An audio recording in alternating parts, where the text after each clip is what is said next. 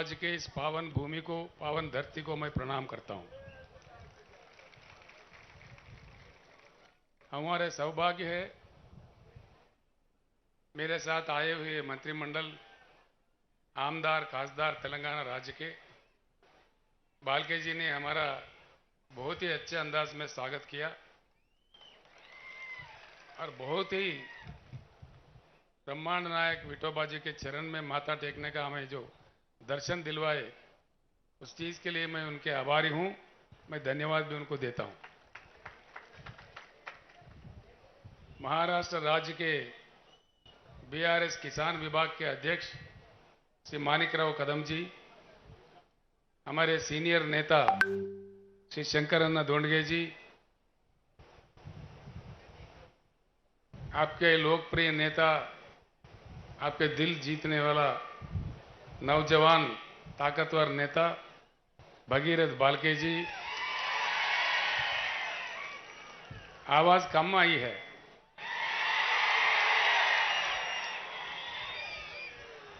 ये भगीरथ है, आगे चल के पूरे चंद्रबाग का पानी मंगलवाड़ में लाने वाले हैं। इनके नाम ही भगीरथ है।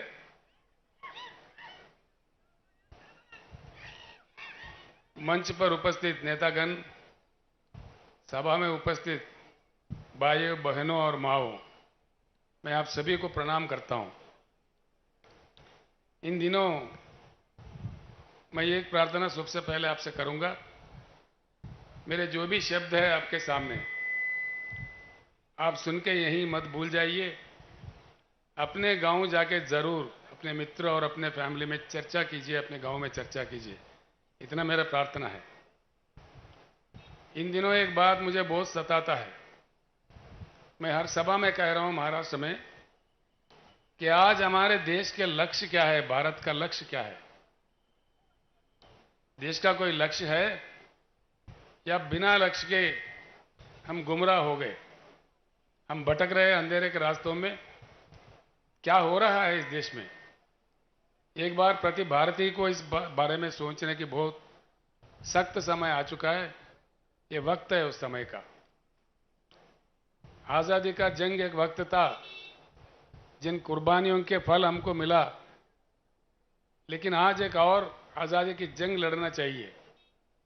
उस प्रकार का ही एक नया उमंग से, एक नया सवेरे का दिशा में पूरे भारत को चलना चाहिए क्रांति के मार्ग पर।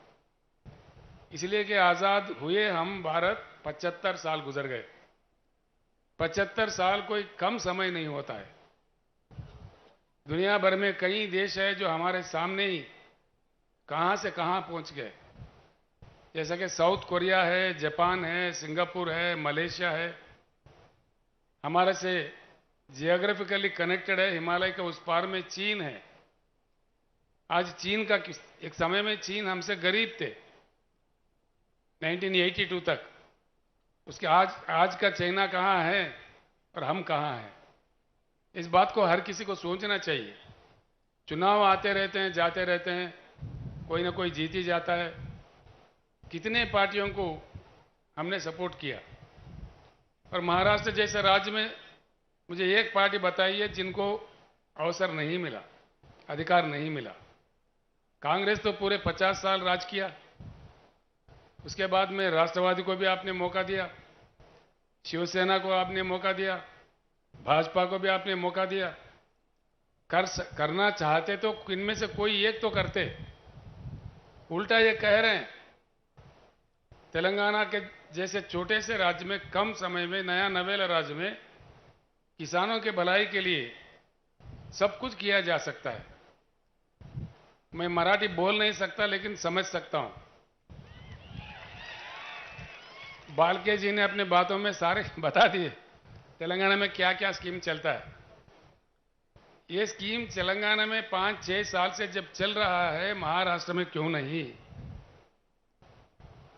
महाराष्ट्र तो बहुत बड़ा राज्य है, स्थिर राज्य है, धनवान राज्य है। यहां किस चीज की कमी है? उल्टा ये कहा जा रहा है कि तेलंगाना का जो भी मामला है वो भूल भुलैया है। अगर महाराष्ट्र वो कर दे तो महाराष्ट्र सरकार का दिवाला निकलेगा। हाँ, जरूर निकलेगा दिवाला, मैं भी मानता हूं इस बात का। निवाला निकलेगा नेताओं का और दिवाली होगा किसानों का। बिल्कुल दिवाली होगा किसानों का, राज का दिवाला नहीं निकालेगा। हम कहां से ला रहे पैसे, सभी पूछने लगे हैं आज, उल्टा पलटा क्वेश्चन पूछने, लोगों को गुमराह करने। बालके जी बता रहे थे तेलंगाना की पार्टी है, बीआरएस तेलंगाना की पार्टी नहीं है। बीआरएस भारत बदलने का, भारत परिवर्तन का एक मिशन है, ये राष्ट्रीय पार्टी है। बड़े अजीब अजीब सवाल आते हैं, अजीब अजीब बातें करते हैं। हम जब पंडरी दर्शन के लिए जब वहां से निकले, कितने लोग क्या क्या कह रहे हैं, आपने अखबारों में देखा, टीवियों में भी सुना।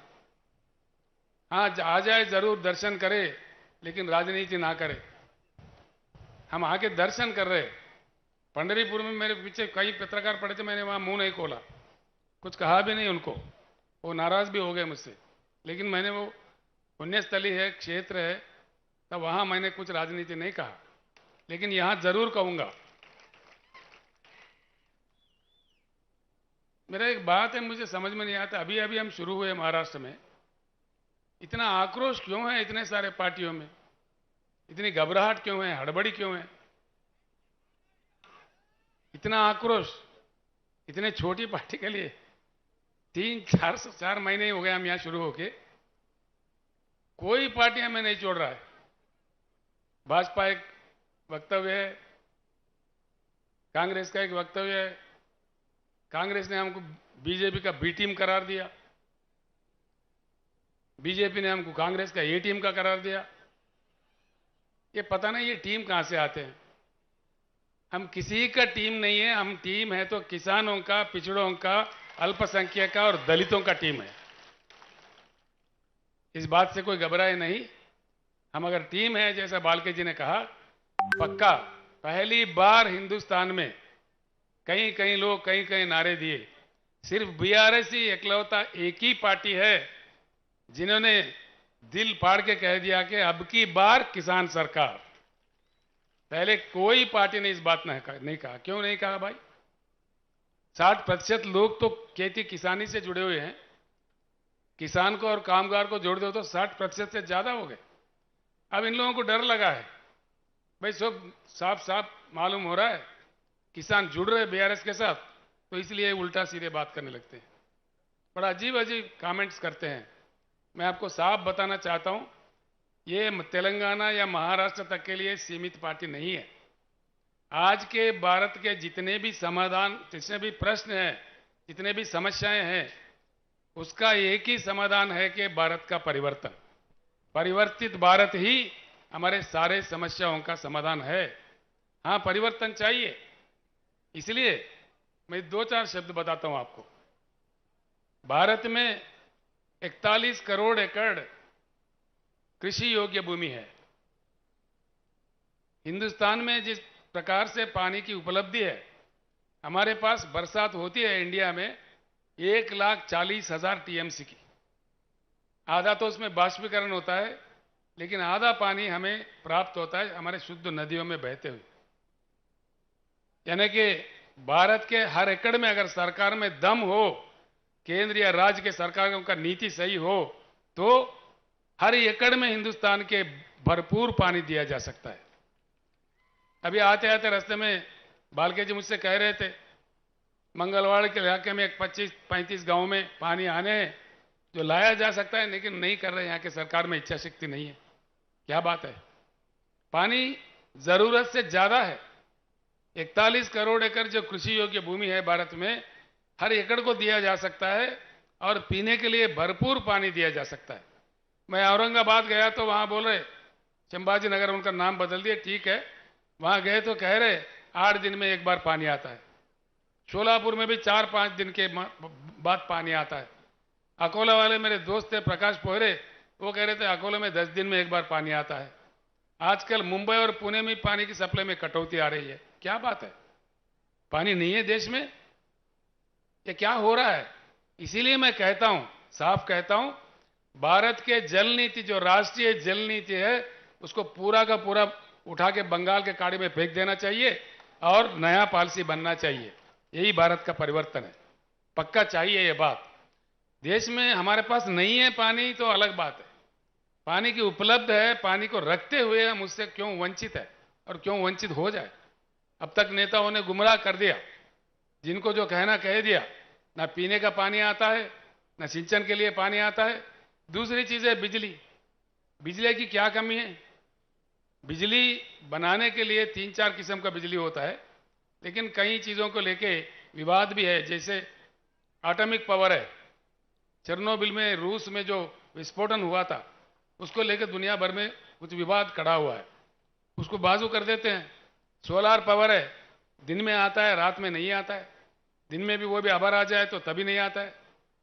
विंड पावर है, जो हवा से आने वाली पावर, हवा चली तो आई नहीं तो नहीं आई। हाइड्रो इलेक्ट्रिकल पावर है, वो सिर्फ बारिश में जब नदियां बहने लगते हैं, प्रोजेक्ट भर जाते हैं, तभी कुछ मात्रा में मिलता है। लेकिन एक ही पावर है जो थर्मल पावर है, जिसको लेकर कोई विवाद नहीं है, और थर्मल पावर चलता है हमारे देश में, पूरी दुनिया में। थर्मल पावर बनाने के लिए जो कोयला चाहिए, वो कोयला हमारे देश में अब तक पाया गया रिजर्व्स, कोयला रिजर्व्स हिंदुस्तान में 361 बिलियन टन का कोयला का उपलब्धि है। मैं यही बात आपसे विनम्र पूर्वक प्रार्थना करता हूं, मेरे बात को जरूर चर्चा में ले आए गांव में, कि जरूरत से ज्यादा पानी है। केसीआर ने कहा यह सच है कि झूठ है, चर्चा कीजिए, उसका निकालिए, पढ़े लिखे लोगों को पूछिए, इरिगेशन अधिकारियों से पूछिए। भारत में बिजली, आप चौंक पड़ोगे, आप चौंक जाओगे। जो आपके केंद्र सरकार, पीछे का केंद्र सरकार, राज्यों के सरकार जो गुमराह कर रहे हैं, जो निजीकरण कर रहे हैं, वो सरासर गलत है। इसलिए मेरा प्रपोजल है, भारत परिवर्तन का यह भी एक हिस्सा है, पूरे राष्ट्रीय ऊर्जा पॉलिसी को भी बदल देना चाहिए।